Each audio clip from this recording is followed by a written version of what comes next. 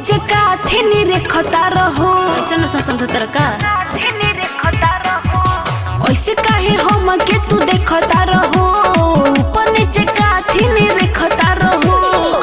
काहे आँख तोहर ऐसे चोनियाइल बा तुहर लहंगा में मैडम पिचकारी भुलाइल बा तुहर लहंगा में मैडम पिचकारी भुलाइल बा तुहर लहंगा में मैडम ऐसे काहे हम के तू देखता रहो ऊपर नीचे काथे नी रेखता रहो काहे आँख तोहर ऐसे चोनियाइल बा तुहर लहंगा में मैडम पिचकारी भुलाइल बा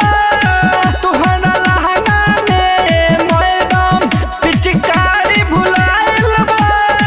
तुहर लहंगा में मैडम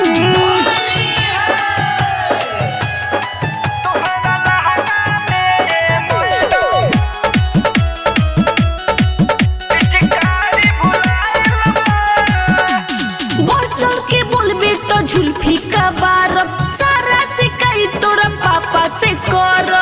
चल बहुत सहकत रे और चल के बोलबे तो झुल्फी का बारब सारा शिकाई तोरा पापा से करब का बुझतरिस तोरा बात पर तो माथा पगलाइल बा तुहर लहंगा में मैडम पिचकारी भुलाइल बा तुहर लहंगा में मैडम पिचकारी भुलाइल बा तुहर लहंगा में मैडम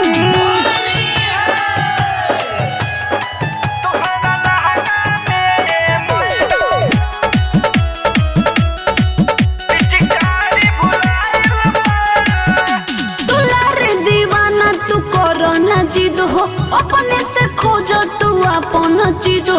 ओकरे से झुरा के रख ले बरो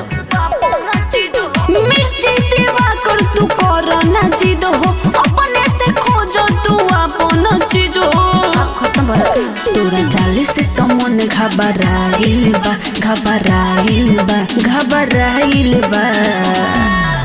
तुहर लहंगा